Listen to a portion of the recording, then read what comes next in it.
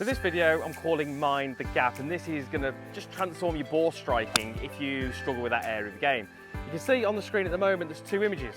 The image on the right hand side is what we tend to see from the great players, the pros, the elite golfers.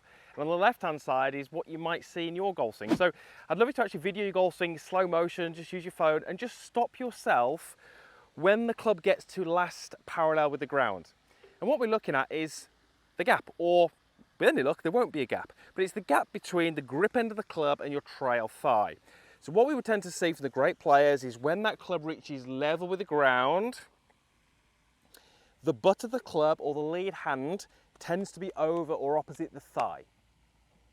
The poorer golfers, those who struggle, would often find that when the club is last parallel, we can see that there's a huge gap between the butt of the club and the thigh, or the hand and the thigh.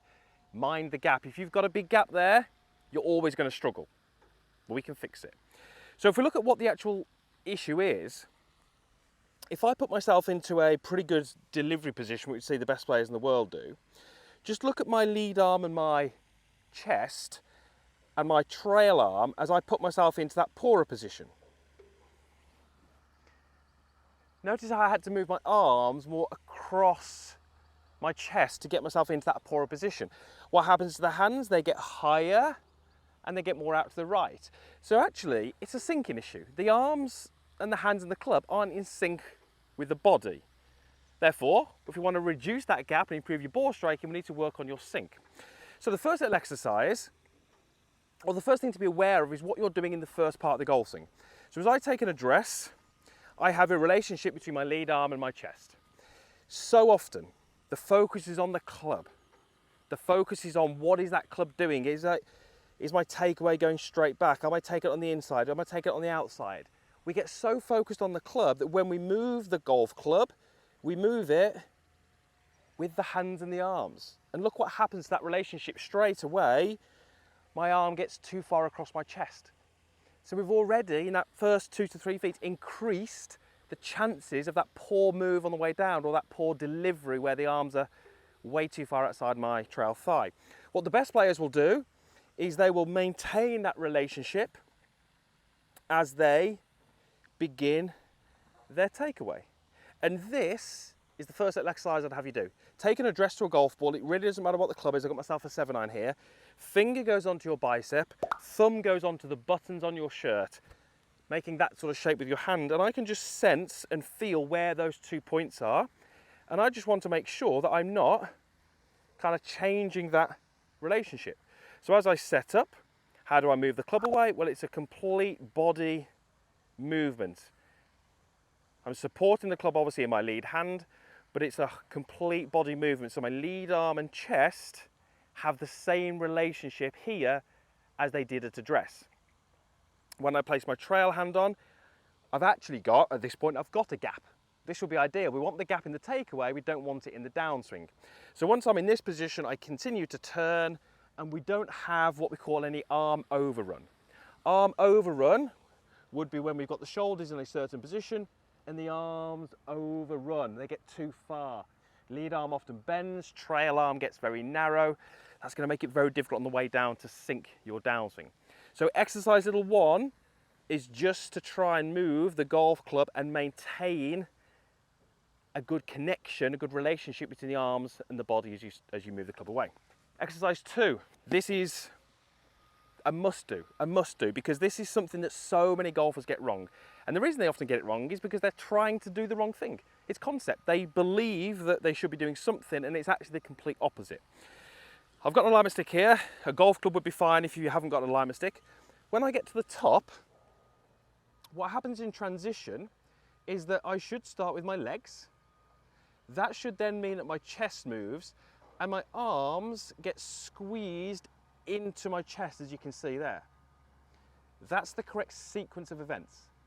But almost straight away after that, we need to accelerate the hands and the arms. What we don't want to do is to feel like we're making a downswing and leaving the arms behind. So many golfers think that because they're trying to create lag, or they're trying to create some, more angles in the downswing. And what happens is we make these downswings where the legs start, the body starts, and the arms get left behind. And what do we end up with? That position that we said was terrible, where the hands are really high and they're way outside the thigh. A great player at this point would be here. So their arms have been pulled into their chest in transition, but then they accelerate off the chest soon after that. Here's that exercise. This alignment stick will bend. I want to make it bend at this last parallel position. So I take an address, I make a backswing, and I want to be starting my downswing with my lower body, as you can see, but I want to be accelerating my hands down over my thigh and braking, as in stopping them super quick. When I stop them super quick, I'll get some forward bend in this alignment stick. So let me show you what that looks like. Back to the top, maintain that relationship, and up.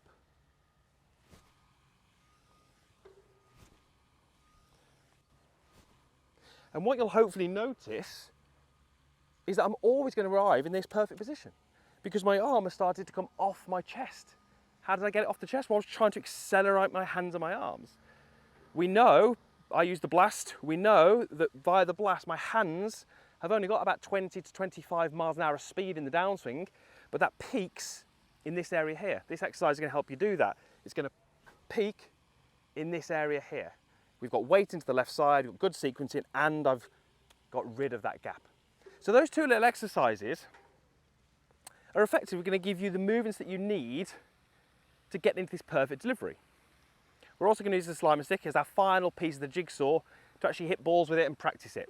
You're going to take an alignment stick and you're going to place it behind the golf ball. It's going to be better that way so I'm not standing on it. And you'll need to experiment a little bit with how far behind the ball this needs to go, but I reckon around about 2 club head widths will be a great guide. Now what I need to do, take a setup, I need to hit some shots.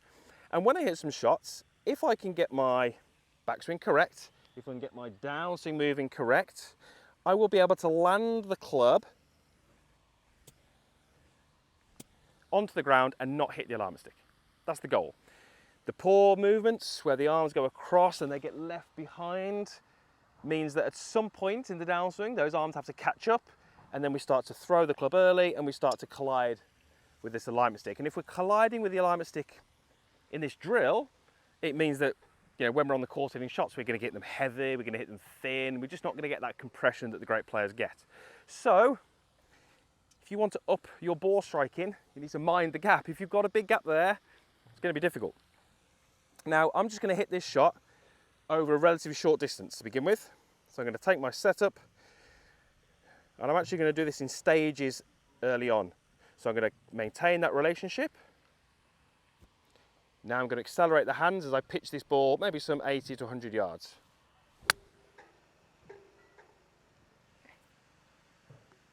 Hit the sign. Hit the cart sign. I'd love to say I was going for that cart sign, but I wasn't. But there we go. I landed the club in the right place because I was synced up. My arms were talking correctly to my body. Everything was in sync. That's how I start to flush the ball, strike it like the best players in the world do. Don't try and hold the arms back. It's never going to work. So that's how you do it. Practice that, and you'll soon be flushing those iron shots.